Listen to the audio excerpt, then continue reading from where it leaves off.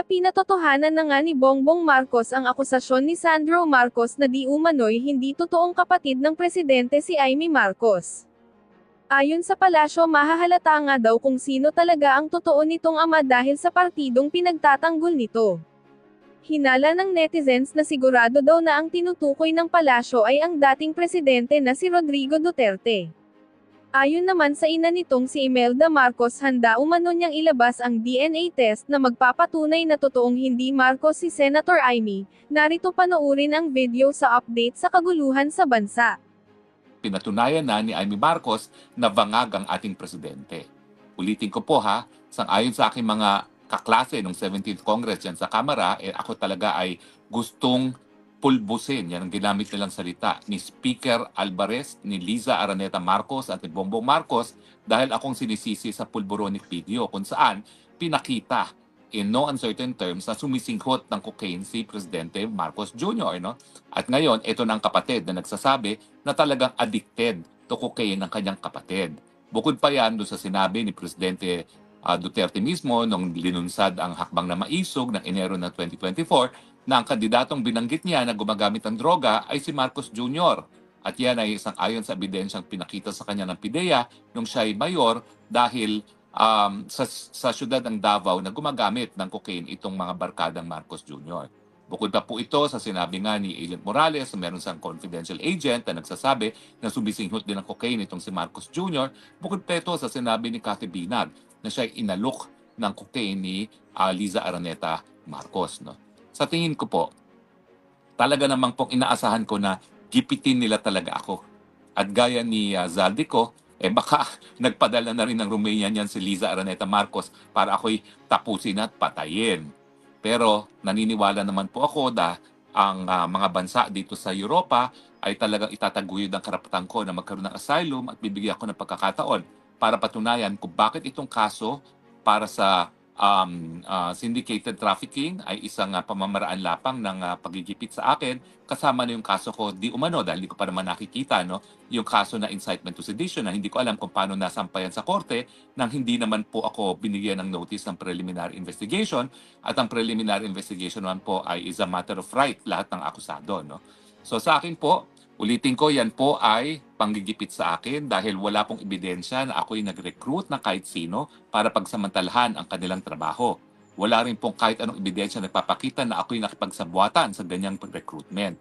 Wala po talagang ebidensya na ginamit ang mga kapulisan, yung PAOCC, kung hindi unang-una yung pagsama ko kay Cassandra Ong para sa rescheduling of payments sa PAGCOR na wala naman pong illegal yan. At pangalawa, yung pag-represent ko sa Whirlwind Corporation at hindi po Lucky South ang naging kliyente ko, Whirlwind Corporation, para nga po sa kasong ejectment na sa hanggang ngayon ay nakabinbin sa hukuman. Yan po ay trabahong abogado. Wala po kahit anong kriminal sa aking ginawa at kaya lang talaga gusto nila yan dahil nung panahon na dinidiin ako sa Huwad Committee, na-realize nila na hindi nila po pwedeng kanselahin ang aking passport na walang kasong kriminal. Ang solusyon, magtanim kaso. At yan nga po ang kasong tinanim nila kasama na yung incitement to sedition. Ulitin ko po, hindi rin incitement to sedition yung ginawa kong pagpo-post ng porvoronic video. Yan po'y kabahagi ng aking malayang pananalita. Dahil ang aking Facebook page po at ang aking YouTube ay kabahagi ng aking kalayaan ng malayang pananalita. Yan din po ay isang ayon sa karapatan ng taong bayan na makakalap ang impormasyon sa mga bagay-bagay na nakaka-apekto sa kanilang pang-araw-araw na buhay. At ang issue po ng pagiging drug addict sa cocaine ni Presidente Marcos Jr. ay isang bagay na nakakaapekto sa bawat aspeto ng buhay ng lahat ng Pilipino. Yan bang dahilan kung bakit kinakaladkad tayo ni Marcos Jr. sa kuko ng giyera laban sa China na wala naman tayong kinalaman? Yan bang dahilan kung bakit ang taong bayan ngayon, isa sa 2 Pilipino ay nagugutom dahil wala talagang reformang nagagawa ang presidente na baka naman kasi talagang palaging bangag at palaging high. Yan ba ang dahilan kung bakit ang problema ng korupsyon ay walang solusyon? Yan ba ang dahilan kung bakit yung national budget ng 2025 ay naging pinakakurap na budget sa kasaysayan ng Pilipinas? Yan ba ang dahilan kung bakit yung mga taong nakapaligid sa kanya ay talagang nagtatamasa, talagang yumaman ng husto, linamon, para mga baboy ang salapi na nakalaan sana sa flood control at iba pang mga infrastrukturang mga proyekto? Yan bang dahilan kung bakit 3 trilyon na ang nagastos, 1 trilyon pala na ang nagastos sa nakalipas na 3 taon para sa flood control, lumalangoy pa rin sa tubig baha ang ating mga kababayan. Importante po na pasinungalingan ni Marcos Jr. na siya ay bangag at ngayon, hindi lang naman po yung pulboronic video ang ebidensya, pati na po sarili niyang kapatid. At ngayon naman, ang sinasabi niya, hindi yan ang kapatid ko. Hindi yan ang kapatid kong kilala ko si Aimee. Unang-una sa tingin ko po, para sabihin niya na yung Aimee Marcos na nagsalita sa Luneta ay hindi niya kapatid, pureba po yan na talagang matindi ng epekto sa kanya ng cocaine. Yan po'y hallucination. At kung titignan niyo po talaga sa internet, sa Mayo Clinic, ang hallucination po talaga ay isang side effect ng chronic cocaine addiction. Yan po'y ebidensya na naman na siya ay high para sabihin niya yung kapatid niya ay hindi niya kapatid. Na matindi po yan, no? At sinabi pa niya yan sa isang press conference. So parang hindi na niya tinatago na siya ay naghahallucinate. Baka naman sabihin niya, sa salita ng ganyan, na siya ay bangaga isang AI. Well, paulit-ulit naman po na sasabihin niya ni Aimee Marcos, di naman magbabago ang sasabihin niya at hindi niya mapapatunayan na AI yung mga sinabi ni Aimee Marcos sa harap ng milyong-milyong Pilipino, gaya ng hindi po AI yung pulvoronic video na aking ipinakita. Well, sa totoo naman po, inaamin ko na ito pagkansela ng aking passport, lumiit ang aking daigdig dahil malilimitahan ang aking movement. Pero ako naman po hindi gumagalaw. Narito pa lang po ako sa Europa dahil gusto ko nga pong samahan si Tatay Digong. Hindi naman po ako lumilipit-lipat. Dito lang ako, tabi ako ni Tatay Digong dahil ang aking pangako ay samahan siya hanggang huli. At kahit anuman pong mangyari sa akin, hindi naman po ako lalayas ng Europa hanggang hindi nakakaalis dito si Tatay Digong. Di ko lang po alam kung ako talaga ay pwedeng manatili dito sa dahig na katabi niya mismo na araw-araw katabi niya.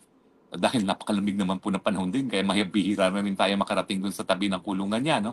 Pero ang importante po, narito pa rin ako sa Europa. Hindi iniiwan si Tatay Digong gaya ng aking pangako. Sa mga kaibigan, well, for the record, nakatanggap po ako ng court decision na aking sasampahan ng motion for reconsideration. So dapat po hindi pa kanselado ang aking pasaporte. At alam naman po ng Department of Foreign Affairs yan dahil may mga abogado naman sila na nag-a-advise na hindi naman automatic ang desisyon ng korte. No? Meron po yung motion for reconsideration. At ang aking motion for reconsideration, sabi po ng hukuman, ako daw ay nananatiling labas sa bansa na walang justifiable na dahilan. Well, ang paghingi po ng asylum ay karapatang pantao. That is a justifiable means po of why I am away from jurisdiction of the Philippines. At syempre, Marcos Jr., yung sinasabi mong hindi yung nagsasabi na ikaw ay bangag, ay hindi mo kapatid, yan ay ebidensya na talagang kinakailangan. Magpaggamot ka na at syempre, ebidensya na dapat magbitiw ka na dahil hindi mo na kaya ang pagiging presidente. Ibigay mo na sa taong hindi bangag si Inday Sara Duterte. Maraming salamat po sa inyong suporta. Nagsisinungaling po ako kung hindi ko sasabihin na siyempre nalulungkot ako sa mga pangyayari dahil talagang totoong-totoo na talaga ang panggigipit sa akin. Pero naniniwala naman po ako na kaya naman nagkaroon ng karapatang pantao para nga bigyan ng proteksyon ng mga gaya ko, mga taong ginigipit dahil tayo po ay naninindigan sa ating paniniwala na malinis na pamumuno, epektibong pamumuno, at siyempre pamumuno ng tao na nasa tamang pag-iisip. Maraming salamat po. At narito pa rin po ako. Alam ko po na medyo hindi naman tayo magtatago, magiging sparse tayo dahil ngayong talagang binubuhay nilang kontrobersya sa akin, talagang pati ang buhay ko ay meron ng banta talaga yan at matagal na namang sinasabi sa akin ng lahat na dapat I should take precautions pati na dun sa aking personal safety dahil nga kung hindi nila ako mapapauwi, magpapadala na lang ng Romanians yung mga addictus benedictus na yan. No? So pray for me po. I am a creature of prayer. Hindi naman po ako tatagal na wala sa Pilipinas sa ganitong katagal kung hindi po ako nananampalataya sa ating Panginoon. Please lang po, I need your prayers. And let's pray for the Philippines. Again, my appeal, Marcos Jr., bangag ka. Right now, you are sick. Pwede ka namin kaawaan. Ibigay mo na ang pagiging presidente kay Inday Sara Duterte. Otherwise, magagalit ang sambayanan sa iyo at makakatikim ka ng galit ng sambayanan. Salamat po sa inyong patuloy na pagtangkilik. Ito po inyong Spokes ng Bayan nagsasabi, narito pa rin po ako, malaya, isang asylum seeker, at nagsasabi, let's continue to pray for my personal safety, my freedom, for Tatay Digong, for BP Sara, for the Philippines, and for Marcos Jr. Pagdasal po rin natin siya na tanggapin na ang kanyang karamdaman at magbitiw na sa pwesto dahil ang kinakailangan ng buong Pilipinas. Salamat po. Lang sa budget. Huwag mo akong pigilan sa mga insertions ko. Huwag ka nang makialam sa budget. Na ginagawa ko lang ang mga utos niya tungkol sa mga insertions na sinasabi niyang hindi na raw niya makilala. Nagsabi na pinapa-insert ng mga projects ang Pangulo na worth 50 billion pesos. Naging malinaw sa akin na siya mismo ang nag-utos kila Secretary Mina Pangandaman at Yusek Adrian Bersamin ang gusto niya ng 50 billion pesos na insertion. Ngunit ang sagot ng Pangulo, humingi ka ng bago or dagdag na insertions. Bakit hindi niya agad tinanggal noon pa? Kasi mismo siya ang nagbibigay ng utos. Ako mismo ang nakasaksi at nakausap ng mga taong direktang sangkot. Hindi lang po ang Pangulo ang may insertion sa budget. Pati po si Congressman Sandro Marcos.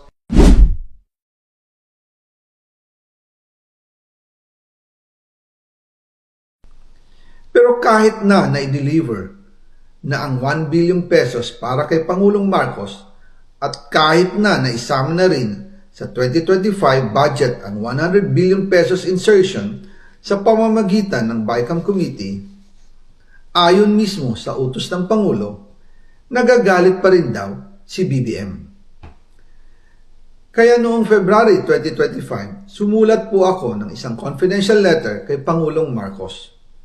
Doon ko ipinaliwanag na ginagawa ko lang ang mga utos niya tungkol sa mga insertions na sinasabi niyang hindi na raw niya makilala.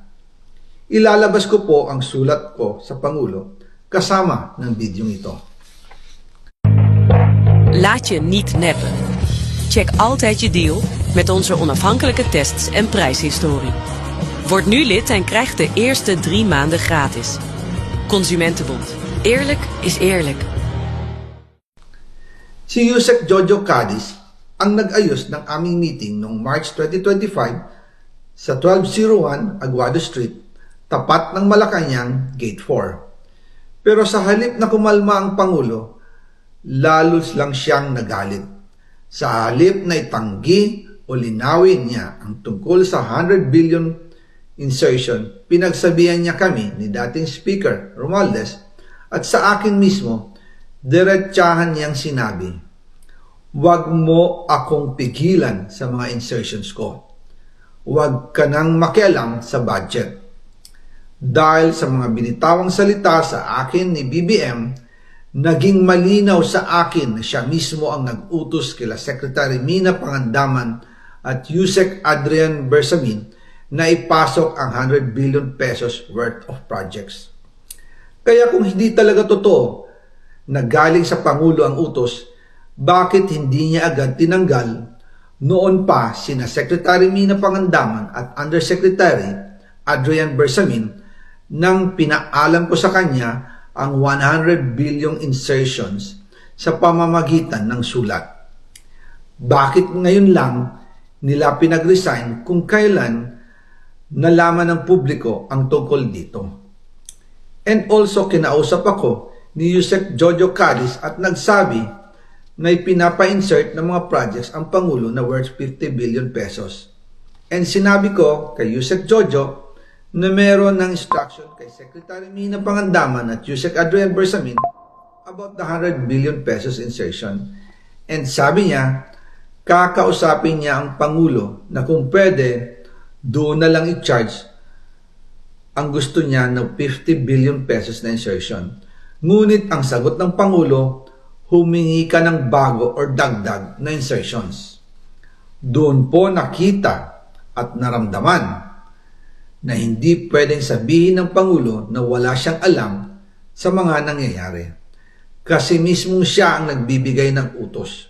Ako mismo ang nakasaksi at nakausap ng mga taong direktang sangkot. Kaya hindi na pwedeng maghugas kamay at magturo na parang inosente. At kung titingnan ninyo ang 2026 budget, may panibago siyang 97 billion insertions. Pero ngayon, ipinasok na mismo sa President's Budget or NEP 2026. Yan po ang kinumpirma ni Secretary Manny Bunoan na may instructions ang Pangulo na magpasok ng 100 billion ulit sa President's Budget. Kaya wala na siyang pwedeng ipamigay. Ito ay nalaman ko noong May 2025 sa meeting namin kasama si dating Speaker Romualdez sa number 30 Tamarin Street, Forbes Park. Kaya nang nadiskubre ng House of Representatives ang insertion sa flood control sa 2026 budget, ibinalik namin ang DPWH NEP 2026 dahil mali na ito at panibagong flood control projects na naman. Hindi lang po ang Pangulo ang may insertion sa budget. Pati po si Congressman Sandro Marcos meron din pong pinapasok taon-taon. Noong 2023, may 9.636 billion pesos. Noong 2024, 20.174 billion pesos. At nitong 2025, 21.127 billion pesos. Lahat-lahat, ang kabuuan ay 50.938 billion pesos. At bawat taon po, sa tuwing dumarating ang BICAM budget process, lagi po may utos si Congressman Sandro na ipasok ang mga proyekto niya. Nalaman ko na lang sa mga contractor na galit siya sa akin noong pinag-uusapan na ang 2025 GAA budget. Ang sabi daw niya, ipatatagal ako at magpa-file ng maraming kaso laban sa akin. Kasi kulang ng 8 billion pesos yung insertion na gusto niyang ipasok.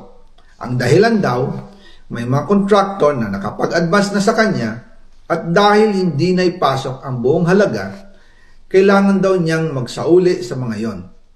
Para malinaw sa taong bayan, ilalabas ko po sa video na ito ang listahan ng mga proyekto na kasama sa mga insertions ni Congressman Sandro. I'd like to go to the bottom line of the committee in aid of legislation. I'd like to ask Yusek Bernardo and Yusek Alcantara, what is the solution? How do we solve this? What can we do by law that can try to solve the problem that we have encountered with the legislators, the DPWH, and the Executive Department? Anong batas ang pwede? Alam mo yan, restructuring ba natin DPWH or mayroong nagsasabi, i-abolish ang DPWH? Paano mangyayari? Anong nakikita niyong solusyon para masolve ito? Tulungan niyo kami, ang committee. Yusek Bernardo first.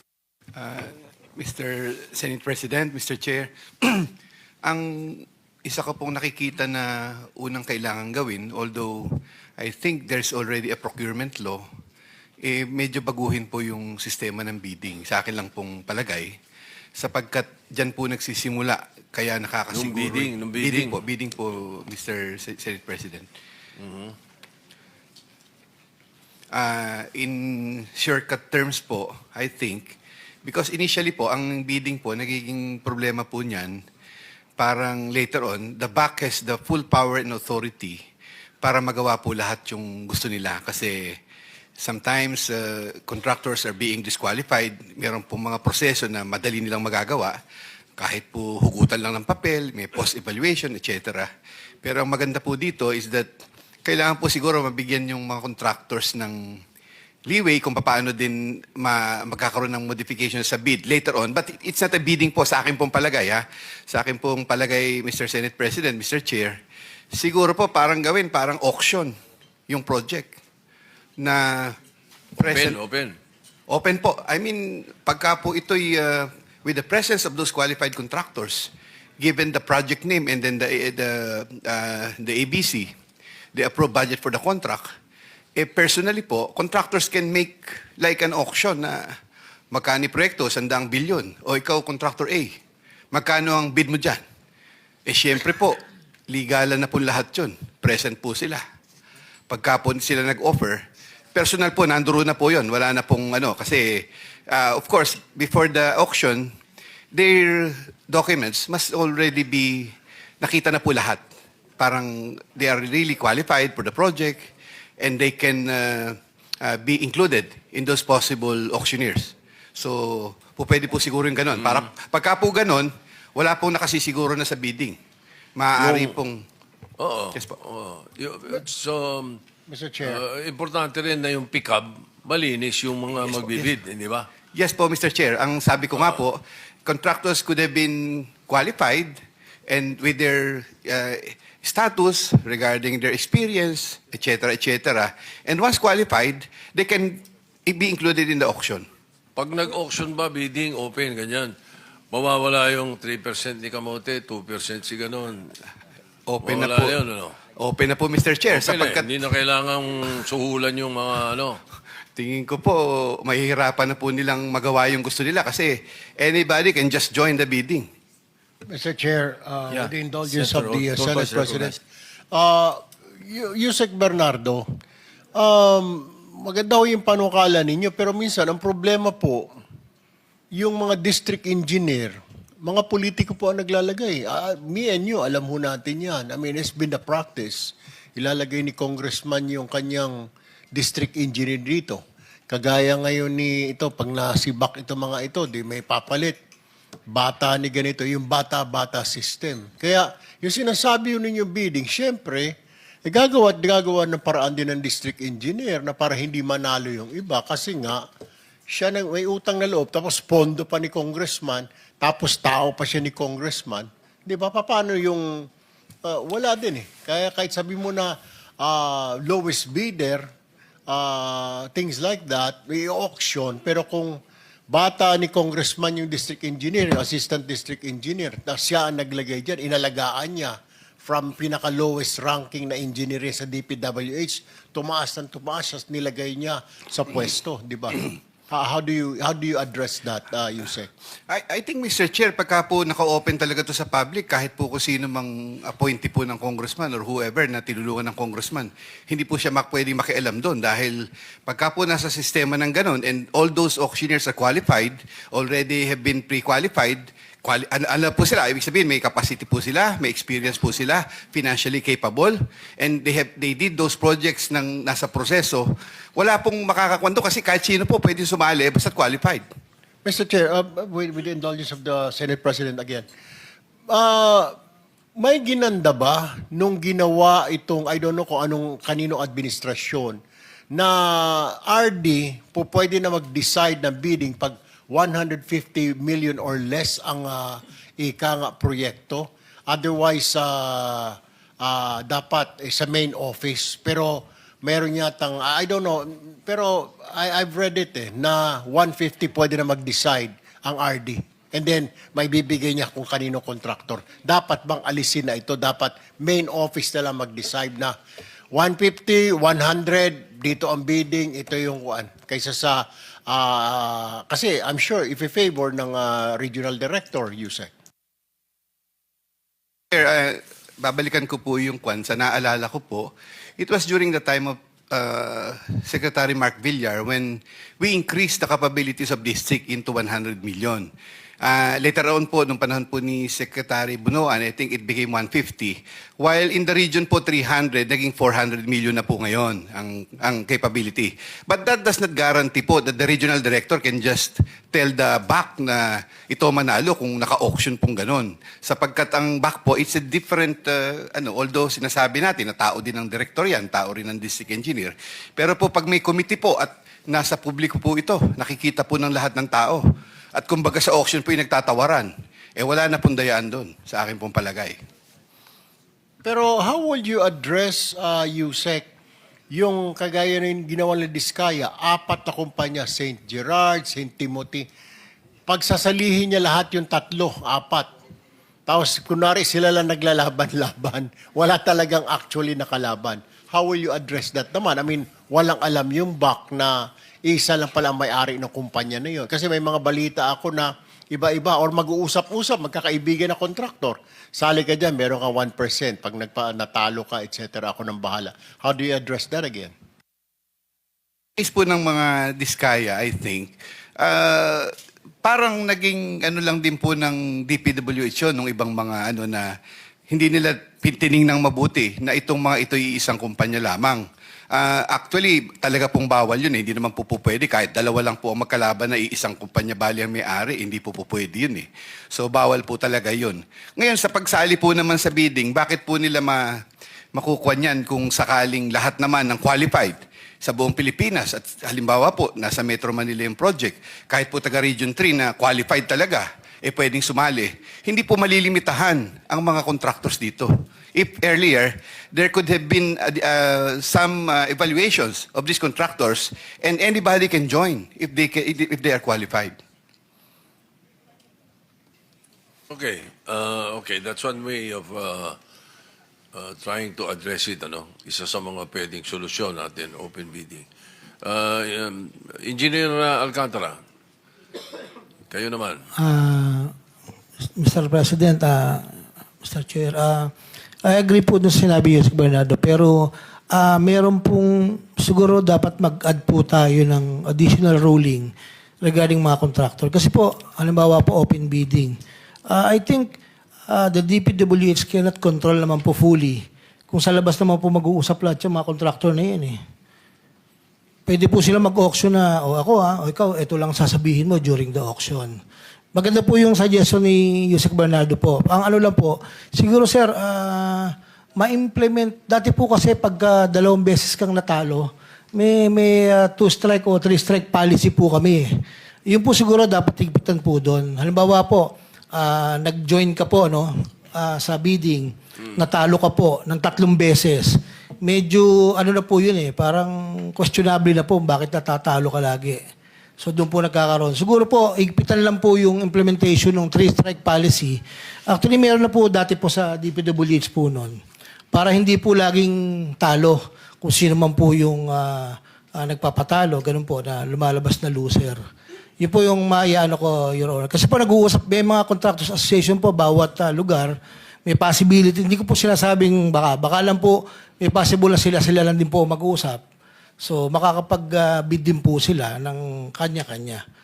So, currently, walang 3-strike policy? Currently, walang 3-strike policy? Yusek Bernardo? Mr. Chair, if I may correct Engineer Alcantara, yung po sinasabing 3-strike policy are 3-strike violations po or 2-strike violations. I mean, earlier po, when a contractor joined the bidding and there were deficiencies in his documents or whatever that may cause him to be disqualified, yun po yung first offense. Halimbawa po, hindi siya sumaling bigla. Kung bumili siya ng dokumento, hindi po siya sumali. Yun po yung 1 strike na po yun. Ang losing 3 times or 2 times in the bidding will not you will not be given strike policy. Pagka po tama po ang dokumento niya. Walang ganon. Doon lang sa mga documentation kung nagkakamali. Engineer, well, Yun po yung ibig sabihin, sir. Kasi meron po mga sumasali po na matatalo, pero yung dokumento po talagang parang hindi naman po palaga panlaban, Your Honor. Yun po yung ibig sabihin, Your Honor. merong isang idea, both of you can answer. I'm not sure kanino ko narinig ito. Either isa sa mga tulpo Either Rapi or Erwin to Narinig ko. Sabi niya, bakit di raw alisin yung district?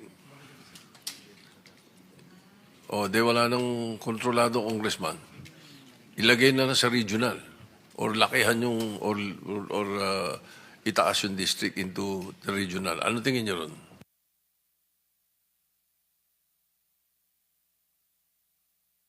I'm sorry, it's Senator Marcoleta who said that idea. Anong comment niyo po? May I po, Mr. Senate President. Ang hirap po dyan, ang region po ay location po. Halimbawa po, ang region po ay halimbawa po, kamukha po ng nasa NCR. Medyo magkakalayo din po yung area. I think, halimbawa po, sa isang probinsya, halimbawa, na regional office, si Region 3 po, Mr. Chair, na nasa Central Luzon, nasa Pampanga. The area of jurisdiction of Region 3 are all in, let's say, Bulacan, Nueva Ecija, nasa Bataan. So magkakalayo po ito. And doing one, if it will be implemented by only one office in a location na medyo malayo po, ganun po katagal yung coordination. Medyo mahirap pong kuwanan yung ang opisina ay nandun lang. While it can be possible po na ganun. Pero ang una po namin naging plano nun, na narinig ko, is that ang i-abolish ng una, region. District po ang ititira. Yun lang po, Mr. Chair. I just want to feed in this Baliktad initial... naman. Nung po. Anong magiging pabor nun? Ano magiging mabuti ng mawala yung region at yung district lang? Mr. Chair, hindi na nga po natuloy yun kasi ang unang-una pong ayaw pumayag doon yung ating mga kaibigan dito sa lower house, I think. Kasi yun nga po yung ano. While the projects can be implemented by the region, still, they can talk naman po to the... Sino to the yung mga regional kaibigan director. yung ayaw pumayag sa lower house? Mahirap po magsabi ng pangalan, Mr. Senate President. Di po. Okay, so the suggestion of Senator Dante has been answered. I will try to look into the suggestions about the issue of bidding. Thank you, Mr. Chairman. Senator Erwin Tulfo, Yes, for Mr. second Chair. round. Yes, Mr. Chair.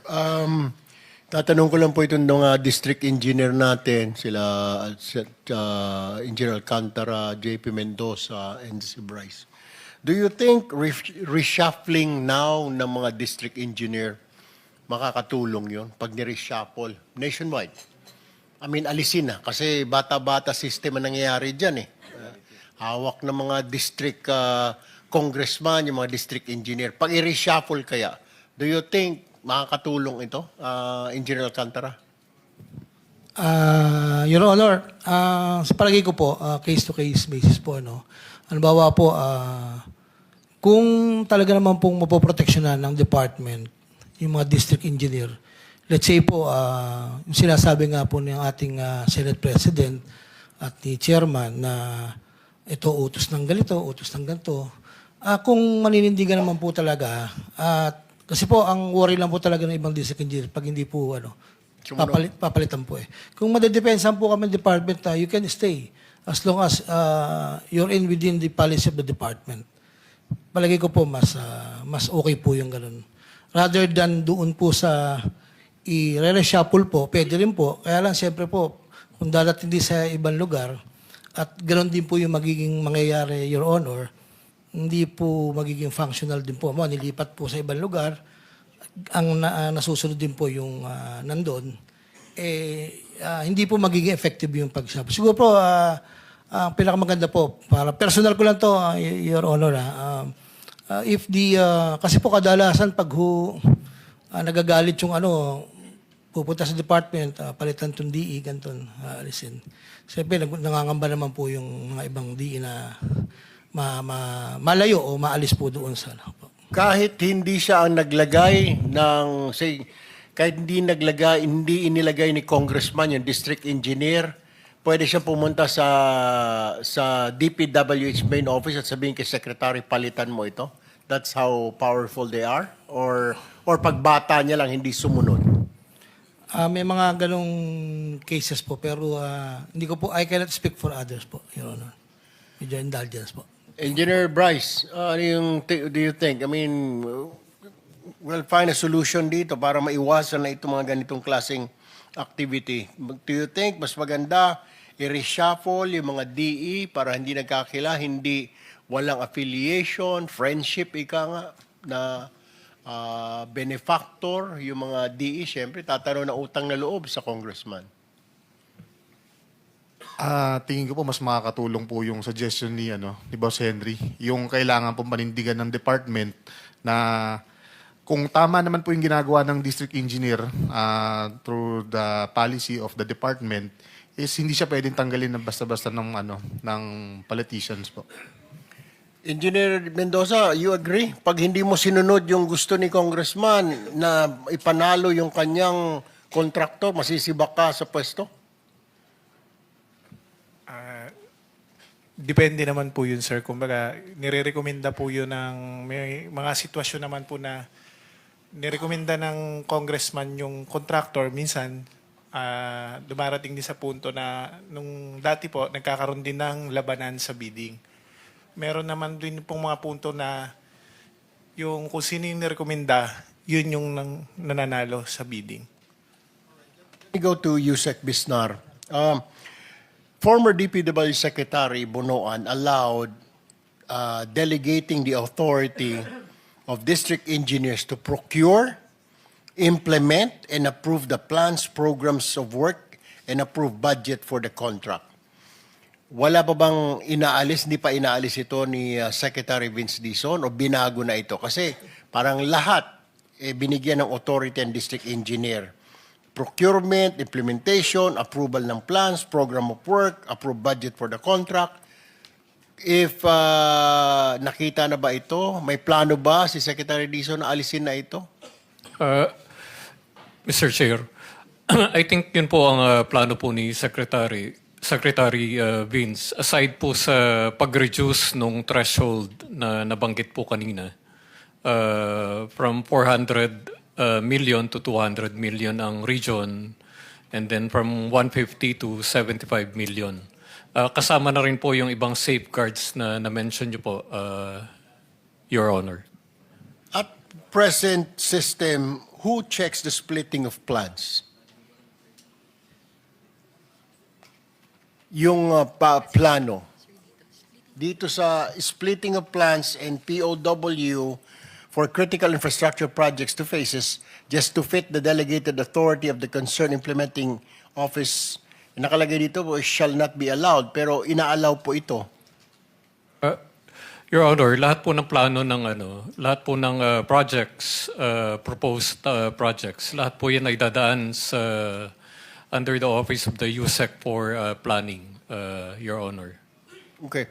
My next question also, have you started o may task force na bang itinatag si Secretary Dizon para i-check yung mga project dito sa Bulacan, lalo sa 1st District, dahil sabi ni Engineer Bryce dati mukhang substandard ang karamihan sa ginawa nila. Have you already done that? Your Honor, DPWH po is fully supporting the efforts and investigations of the ICI, the DOJ, NBI. No. You did not get my question. The question is, kumikilos na po ba kayo? Because tao nyo dati nagsasabi, karamihan ng proyekto sa 1st District ng Bulacan, substandard.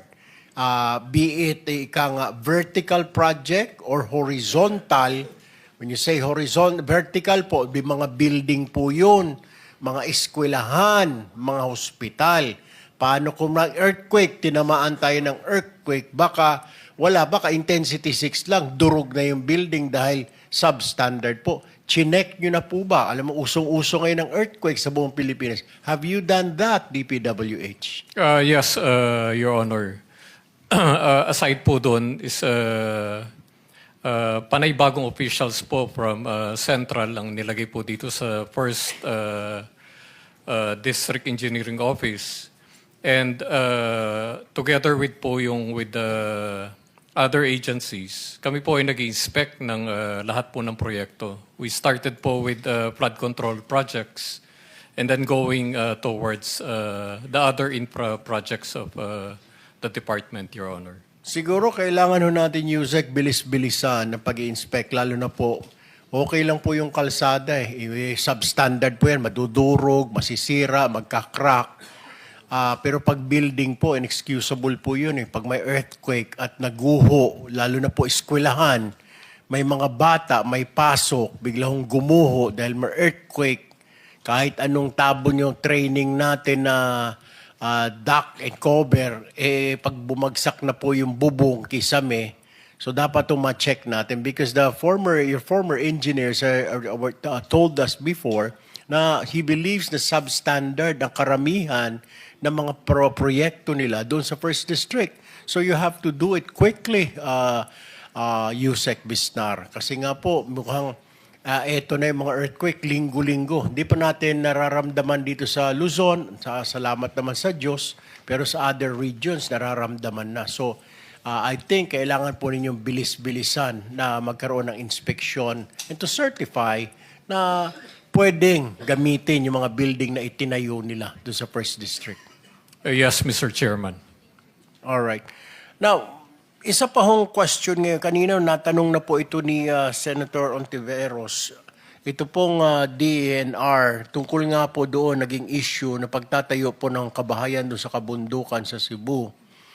And then sinasabi po kanina ni Direktora Abrera na may mga permit, may mga sumunod sa kalakaran, patakaran.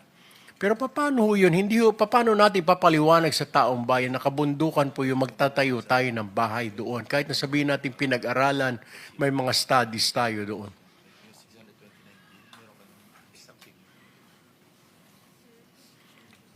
Mr. Chair, Your Honor, may share to you po yung naging findings po ng team na na-create ng DNR. Kasama na po yung sagot doon Pero well, Senator Erwin, hindi ka pa nakatekot, ano? Tapos na. Thank you. Thank you. Go ahead. Yeah. Thank you, Your Honor. Noong pong November 6, so 3 araw pagkatapos po nung bagyong Tino sa Cebu, sa Central Visayas, nag-form na agad kami ng team sa DNR, kasama po yung Environmental Management Bureau, Mines and Geosciences Bureau, at yung Pedro Center po ng DNR, kasama po yung city government ng Cebu at yung barangay po, yung Ground Zero Barangay, Guadalupe. Ang nakita po namin dyan, Your Honor, ay yun pong meron pong pagpuputol ng puno. Mahigit 700 puno po yung naputol na wala pong permit sa DNR. Pangalawa po, out of 33 conditions dun sa kanilang environmental compliance certificate, 10 po doon yung na-violate. Isa po dito ay yung out of 17 na retention pond po na ginawa, supposed to be nasa plano, ay nag-collapse po yung 2. So yun po yung naging nakakontribute doon sa down barangay. At pangatlo po, yung EGAR nila, yung engineering, geological assessment po nila, geohazard assessment, ay kulang po sa entire area. So ang action po na ginawa po ng DNR ay pinatawag sila at napatunayan talagang walang permit. Doon po sa pagpuputol ng kahoy po, Your Honor, definitely a criminal charge po ang ipapile sa kanila under Section 77 of PD 705. Sigurado na po yun at nalaman na namin kung sino yung presidente po ng kumpanya. Ang sabi po nila, meron silang subcontractor, o sige, kasama na yung presidente, whoever's the owner of the subcontractor. So, pangalawa po, dun sa 734 seedlings, puno po na pinutol, Your Honor, sa batas po, kailangan silang mag-replace ng 100 puno kada isang native trees na pinutol. So, that's more or less 73,400.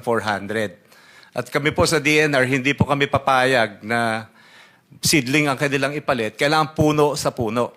So 73,000 po kapalit ng 700. Kailangan po nilang itanim yan sa lahat ng open areas ng kanilang project. 140 hectares po yan, by the way, Your Honor, malaki.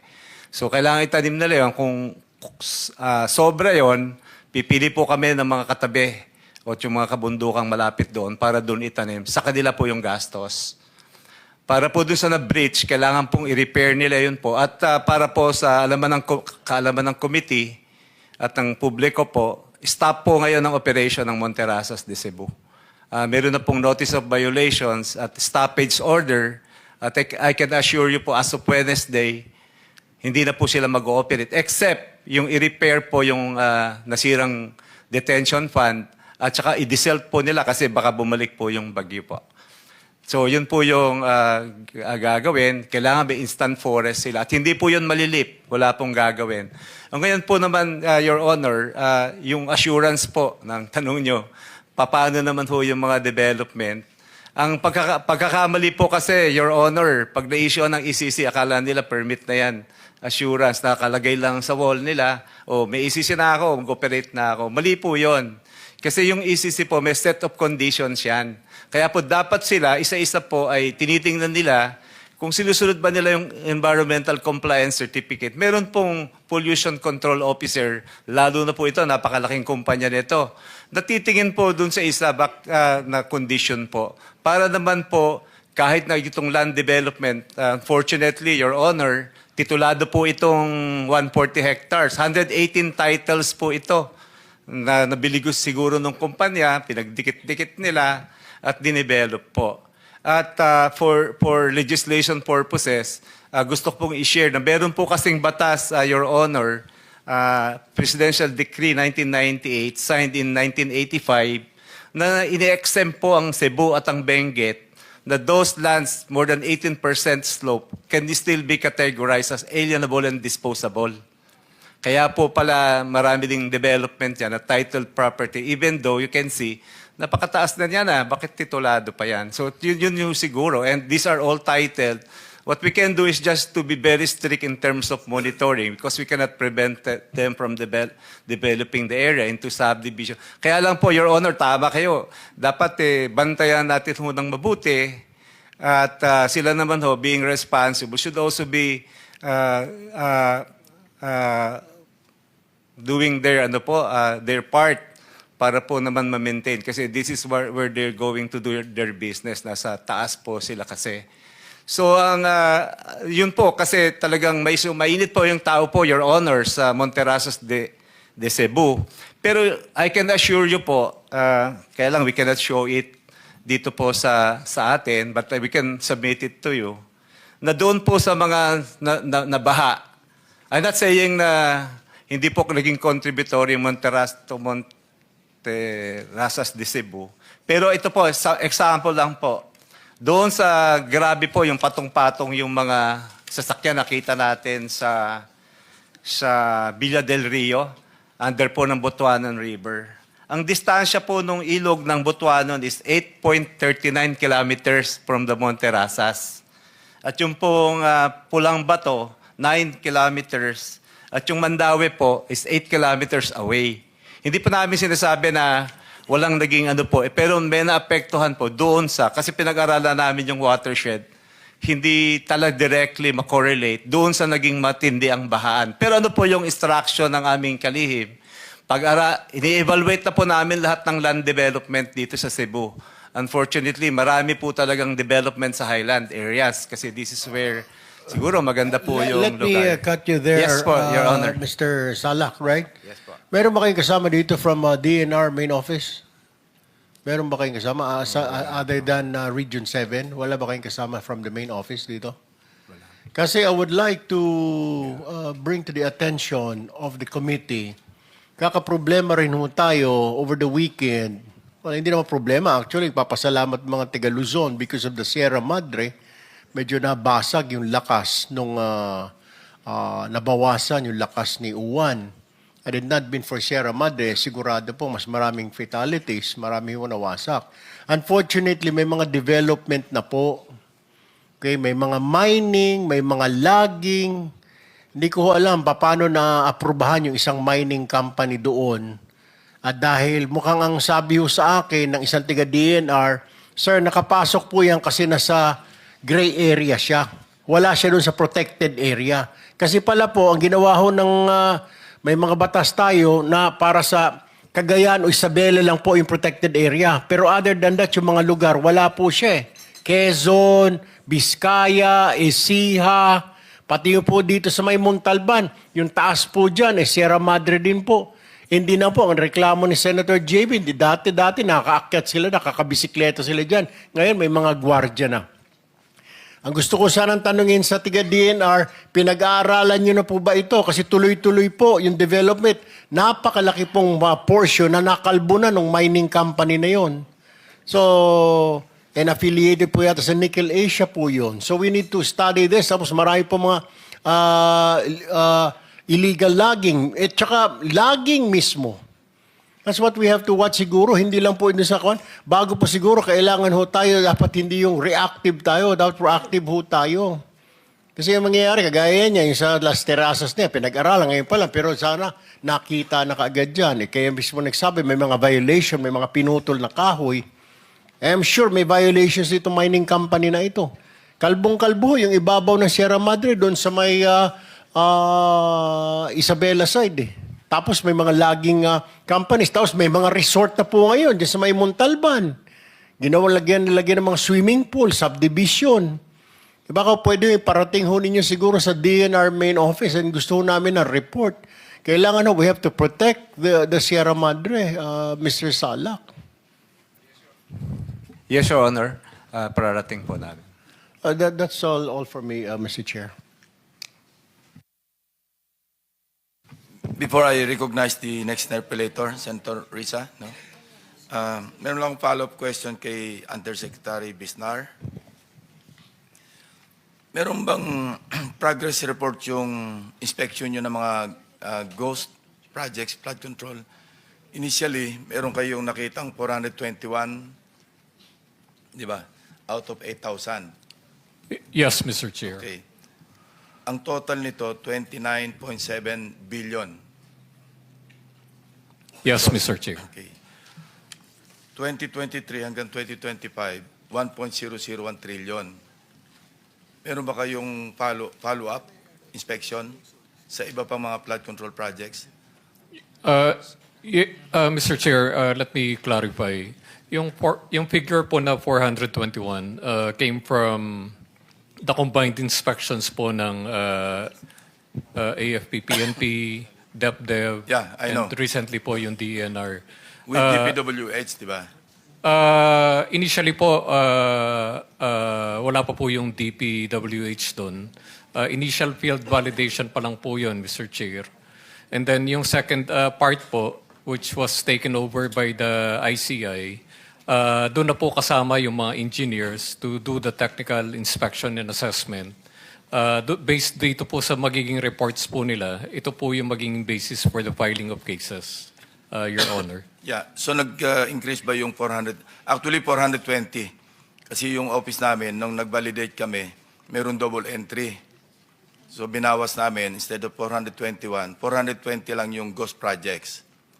Actually, meron ditong parang horror roll ito ng Bulacan First District. Sila yung top notcher with 31 ghost projects. Region 4B, 21, and so forth and so on. Now, ang concern natin is ang total na flood control projects na yung appropriation, 1.001 trillion. Ang nararating nyo pa lamang, 8,000. So, ano yung progress report dito? Ilan pa yung nadagdag doon sa 420 na findings ninyo na ghost projects? At saka kung saan sa lugar? Yes, Mr. Chair. Yung 8,000 po as of first week of October po yun. By November po, nag-increase na po by 10,000. And so out of 18,000, ilan na yung ghost projects nakita ninyo? kunin ko po yung figure, Mr. Chair. Sige, please. Yes, sir. From 420 to ano na number ngayon? Leading pa rin ba yung First Bulacan? Most likely, Mr. Chair. Okay, so out of 18,000 inspected, ilan na yung ghost projects? Pag kinonsider po, Mr. Chair, yung flood control projects from 2016 to 2025, ang total po nito is about 29,354, if I'm not mistaken po. Yeah, sorry. Anong period covered nung mga in-inspect nyo? 2016 to 2025? To 2025, Mr. Chair. As of the other day po, as of November 12, Mr. Chair, ang AFP-PNP po, yung field validation po nila, ang total po is 10,075 na po ang na-validate nila. Initial field validation pa lang po to. And of the number, 252 po ang na-identify nila. So may increase po na 52 flood control projects from the figure in October, Mr. Chairman. 470 na, plus.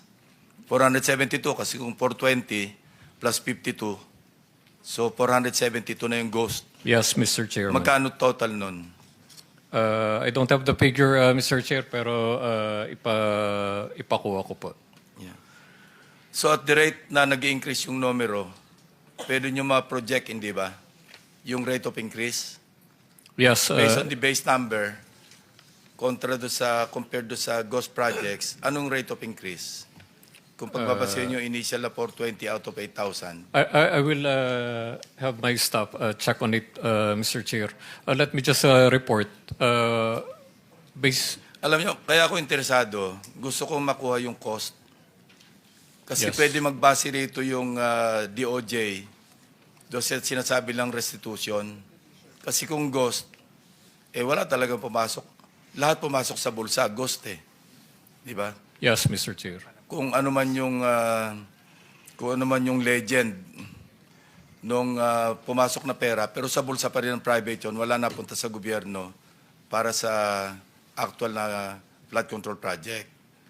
So kung sa 420 ghost projects, 29.7 billion, nasa 472 tayo ngayon, so more or less, mapoproject natin moving forward. And since sabi mo hanggang 18,000, so far ang na-inspection? Mr. Chair, yung AFP-PNP po is 10,000. 75. Opo. So additional 2,000 from the original 8,000. Yes, Mr. Chair. Ang nadagdag ngayon, 52. 52 So po. doon ka makakakuha ng projection, di ba? Yes, Mr. Chair. Pwede mong tulungan mag-compute? Yeah, Natin rate of increase para ma-project natin yung Opo. magkano total na nawala. Yung total as in zero sa gobyerno and 100% na pinagati-hatian. Contractor, DPWH, legislators, and whoever else. based po sa computation Sige. po ni RD sa 114% ang increase. Ha? Hindi, malaki masyado. Masyado 114, malaki yun kasi baka hindi. Based on numbers yan, Mr. Chair, from 220, tapos based on information, plus 252. So No. that's more or less 114 yung increase na as marked. No, 52. 52 ba? 252. Ang nadagdag. 52 lang. 52 lang. 52 lang. Oo. Sorry po. Sorry po. So, naging 472. So, yung 420 doon sa 8,000, yung 52 doon sa additional na 2,000 plus. Doon kukuha ng rate of increase. 220. That's almost 23% po 23%. increase. So, kung 1.001 trillion, hindi, ano pa lang yun? 2023 hanggang 2025 pa lang yung sinasabi ko. Kung 2016 hanggang 2025, magkano total ng flood control projects, yung appropriations? We'll get the figure.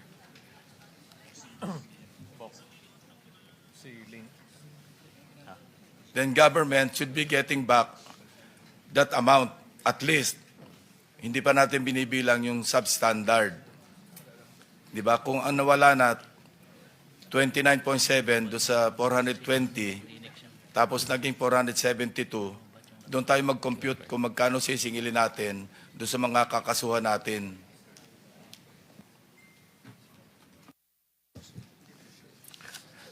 We will submit in a little while, Mr. Chairman. Sige, please. For the meantime, Mr. Chair, let me just also say na yung figure po na 421 na sinabi po ni Secretary, based po dun sa lumang it's not the most recent report from DepDev. Kasi po, ito pong huling report po ng DepDev, actually po, dated September 30 po to. Ang out of the 6,222 po na-inspect nila, ang sinasabi po ng DepDev na non-existent or cannot be located. Teka, sandali, ba't paurong? Nasa 8,000 na tayo eh. Bakit naging 6,000 na lang na-inspect? Ang figure po kasi ng DepDev is only based from 2022 to, or rather, ito po yung report po ng DPWH ni former secretary na completed projects, Okay. which only numbered to 9,855. Ito po ni-report po ni Secretary Bonoan sa PMS and ito po yung pinagtuunan ng pansin ng DepEd. Out of the 9,855 supposedly completed projects, ang sinabi po nila is, Teka, recorded as completed. yes, Mr. Yeah, Chair. okay. Ang sinabi po nila na deemed non-existent or cannot be located is 489, So, ito yung Mr. ghost. Chairman. Ghost yan. Cannot be located. Ghost. Yes, Mr. Chair. So yun ang ratio. Anyway, pakisabit na lang sa ang report. Yes, Mr. Chair. Kasi magkakaroon tayo ng basis Kasi nandito lahat yung yung listahan ng mga implementing offices. We will be submitting, Mr. Chairman. Senator Risa, you're recognized. Salamat, Mr. Chair. Itutuloy ko po yung pagtatanong sa Region 7 DENR, particularly din sa EMB. Baka hindi na kay yung tinanong ko kanina na si Ms. Abrera, kasi parang dun sa pagbanggit din, pagtanong ni Senator Erwin kanina, mas forthcoming yata si Deputy Executive Director Salak. Kanina kasi tinatanong ko po, sino ba yung nagbulag-bulagan para mag-grant ng ECC itong The Rise at Monteraza sa Barangay Guadalupe, Cebu City. Ang sagot lang kanina ni Ms. Abrera ay hindi ko masasagot. Pero meron na palang ginawang pag-aaral ang DENR Region 7 and nasimulan ng ibahagi ni Mr. Salak sa atin, Mr. Chair. Kapansin-pansin yung binanggit po nila na may EGA or EGA, and Engineering Geohazard Assessment, na lumabas na, tama ba, kulang. Sabi din nila, sa Environmental Compliance Certificate, akala permit na yon, pero actually may compliance, including dapat may pollution control officer, and may umiiral palang Presidential Decree 1998 dating back to 1985 na unfortunately nakakasyak malaman pinapayagan na yung mga lupaing lampas sa 18-degree slope sa Benguet at pati sa Cebu ay hindi exempted sa ganitong klaseng mga real estate development. I would not concede na ang kaya lang gawin ngayon ng DENR ay maging stricto dahil hindi na natin ma-prevent yan. That is open to remedial legislation, bunga nitong investigasyon. So, Deputy ED Salak, balikan ko po yung tanong na hindi nasagot kanina. Sino ba yung nagbulag-bulagan sa DENR EMB para nabigyan ng ECC ang isang The Rise at Monteraza? Thank you, Mr. Chair, Your Honor. Gusto ko mong ikwento lang na yung project po kasi ng Monterazas DC po started in 2006. Nabigyan po ng ECC noong 2007. Okay. Then nagkaroon po sila ng request for amendment sometime 2022. Kasi po naisama na yung The Rise at Monteraza. That means ito po yung 20-level residential tower. So hindi ho yun covered ng original. Kaya po nabigyan ng another ECC sometime 2024 po yung date. So as to who are the officials who signed it, nasa record naman po yung... Pwede niyo po bang i-make of record dito din sa Blue Ribbon? Sino yung mga nag-approve noong 2007 at sino din nagbigay ng amended ECC noong 2024? Ano? Yes, Your Honor. Anyway, nasa document naman po. The one who signed the 2007 ECC is Alan Arangues. Alan Arangues. Opo. Yung 2024 po ay si Director Abrera po. Si Ma'am mismo, Si Ma'am po. Director Abrera. Opo, yung 2024 po. Okay. So nung unang inaprubahan o ginrant yung 2007 ni Mr. Arangues, Opo. ano ba yung hugis ng development na yan? Originally, ano lamang siya bago yung mid-rise or high-rise na development eventually. Your Honor, with your respect, can I request po Ma'am Abrera kasi she's from EMB. She has more or less a Kayo po ay background. DNR, hindi po. specifically EMB. Okay lang Sige po. po, I hope Sige. Ms. Abrera will be more forthcoming this round, Mr. Chair. So ma'am, ano ba yung original na specs ng Monterazas nung unang binigyan ng ECC nung 2007? Yes, Your Honor. Based on records, lots for sale lang siya. So, individual houses po. Individual houses lamang. Yes, oo. Okay, yun po yung inapprove ni Mr. Arangues at that time. Oo. Pero 140 hectares na rin po siya. 140 hectares. Pero individual houses lang. So halos horizontal development And lamang. then, yung mga roads siguro that time, na-establish na rin. And at that time po, 2007 na ginrant, may kasama na po bang environmental impact assessment noon? Meron na po siyang, yes, Okay. ECC na environmental impact assessment. Okay po. And then, so nung nag-apply silang ulit, 2022, I suppose ito na yung meron na silang sobrang vertical na development. Yun pong 2022 yan na in-apply. Yes. And then may ilang revisions kasi hindi pinayagan ng LGU. So yung pagka-vertical niya, they follow the terrain. So hindi siya vertical, kundi like isang level, may 10 houses, second level. So following the terrain po, mga 14 houses. Right now, mga 10%, 3 hectares po ito lahat. Of the 140, 3 hectares siya. Ngayon, parang 15% lang yung complete, yung develop po. And yet, dun sa 15% na na-complete sa revised design na inaprubahan, inisyuhan ng ECC noong 2024, eventually, nakalikha na ng ganitong at naka-exacerbate ng ganitong kalaking damage. And nabanggit nyo nga, following the revisions, may revisions na ginawa dahil hindi pinayagan ng LGU. And it's of record sa mga, kahit sa mga media reports, dalawang magkasunod na alkalde ng Cebu City ay tutol dun sa revised design. Tama po ba ako? Ang i-correct ko lang po, hindi sila Yes. pumayag for the vertical. Yon. Oo. For Okay. the vertical design. Yon. Pero pumayag na sila dun sa following the terrain. Okay. Kung kasi totoong following the terrain lamang, di halos mas vertical, rather mas horizontal kaysa vertical. Baka talagang individual houses lamang.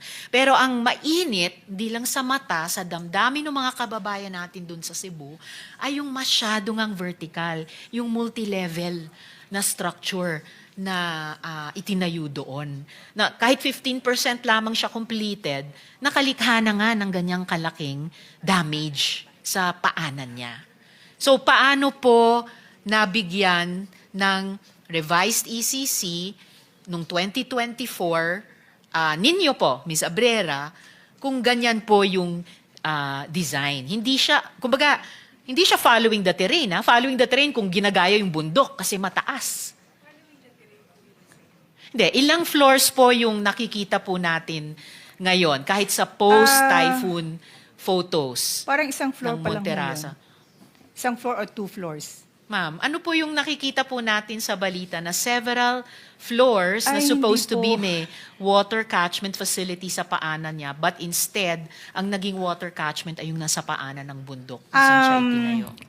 Yung sa design po, nung inapprove yun, based on the normal average rainfall of 136, meron na po siyang 15,000 cubic meter na and 15 detention ponds. Pero yung sabi actual ni inspection Mr. po, ni Deputy Executive Director Salak, sa 10 ponds na dapat i-construct, yung 2 ay nag-collapse na. Pero first things first, Ms. Abrera, ilang floors yung pinaka medium o high-rise ng building na iyon? yung design po, Yung design, 17. 17 floors. And sabi nyo kanina, 15% Plus pa lang 3 ang basement. completed. So Opo. ilang floors ngayon ang nakatayo? Pero hindi siya matatawag na floors. Levels po siya. Kasi nga, Kung ano man, sa 15 contour, floors or levels. parang houses lang ho siya na condominium na style. And then another contour, following the terrain, several houses na naman. So sa 17 floors na designed, and sabi nyo 15% completed ang kabuuang revised design, ilang floors ngayon ang nakatayo? Hindi pa siya nakatayo talaga. Structure pa lang ho siya. Wala pa siyang, yun hong model house na nakikita doon, hindi ho siya part ng The Rise. Hindi siya part ng The Rise. Hindi po siya part ng The Rise. Across po siya, ibang, pero part pa din ng Monterasa. Pero lahat ng land prep bilang paghahanda sa yung kung may buhos na ba dyan, o kung anong foundation work na iginawa, ay para ihanda yung isang 17th floor, including yung sinabi din ni Deputy ED Salak na ang daming pinutol na puno. 734 na puno. Na sa common sense lang natin, kahit hindi pa tayo mag-iisip ng isang daray sa bundok, ay kontra sa common sense nga na magpuputol ng puno, magpuputol ng gubat sa taas ng puno, sa taas ng bundok, kasi yun ang dapat uugat sa lupa para hindi po ito mag-run off dun sa paanan ng bundok. So, and then nabanggit din po ni Deputy ED Salak kanina, oo nga, ang ECC, tama ba ma'am, you're also confirming yung ECC revised na ginrant noong 2024, kulang ng engineering geohazard assessment? Meron po siyang engineering, geological, geohazard Okay. assessment. Anong kulang sa kanya? Noon pong inspection kasi, may mga activities siya na ginagawa na hindi nakasama sa original design. Okay. And So, yet, inaprubahan ninyo yung ginrant Hindi. nyo yung ECC noong 2024? Ang ECC po ng 2024, gaya na po ng sinabi ko, it has gone through the whole process. So nagkaroon po yan ng public scoping, public hearing, technical reviews, may independent body dyan na nag-review din, may committee dyan, body, and then recommended for approval. So hindi yan, instead of usually nga 2 or 3 lang na reviews, naging 4 reviews pa. Tapos yung EGAR, na vertical supposed to be, nirevise po yon to consider yung terrain na ang kanyang design. So, ano po yung sinasabi ni ilang Deputy ED revisions? Salak na kulang ang EGAR? Saka, Kulang yung EGAR po ma'am, kasi- please be patient with me. Okay Nagtatanong po ako ng tanong Okay. para ang aming komite at ang publiko natin ay maintindihan Yes. itong trahedyang nangyari. Minsan kasi Opo. yung expression nyo para kayong nai-impatient. Ay, Eh. hindi. Just as the language kanina ng isang kuligo, just walk us through. Yes, Ano po, yes para ma'am, hindi maging po ako malinaw. impatient. Okay, Siguro that's talagang good. ang aking facial expression lang ay ano. Ayun na nga Oo. So, Oo, ma'am, ano po hindi. yung Gusto ko kulang talagang sa EGAR? ipaliwanag din to. Okay. So, nung in-issue po yung ECC na yan, kinompute nila yung detention ponds, yung capacity, but yung sa 183, kaya nga yun yung gap, yung 136 may kulang po na 50 millimeter sa laki ng ibinuhos na isang araw ay, according to Pag-asa, naging isang buwan na Kulang rainfall. ng 50 millimeter Yes po. na capacity mag-detain ng ganong volume ng Yes rainfall? po, kasi Okay. yung normal average rainfall is 136 millimeter. And the Ang bumagsak capacity po was ng only Tino for is 183 180. millimeter. Okay. So yung kanyang pong detention ponds, yun lang ang ginawa niya for the 136 average normal rainfall. And nung inspection po, nakita namin na although nag-increase siya ng by 10 cubic meter, so from 15 naging 25.819 cubic meter. Pero sa lakas po ng ulan, talagang hindi po kinaya. So ang violation nga niya, yung during emergencies and heavy rainfall and downpour, wala siyang naging contingency plan. Kaya yung mga in-establish niya doon na mga kinompak niya, because of the heavy rainfall, yun po ay bumigay at sumama sa waterway, intermittent waterway. Ang gusto lang po namin explain dito, dahil sa part of our investigation ay nag-mapping po kami. Saan ba nagdi-drain yung mga anong run-off pathways? Sige ma'am, Na ang Monte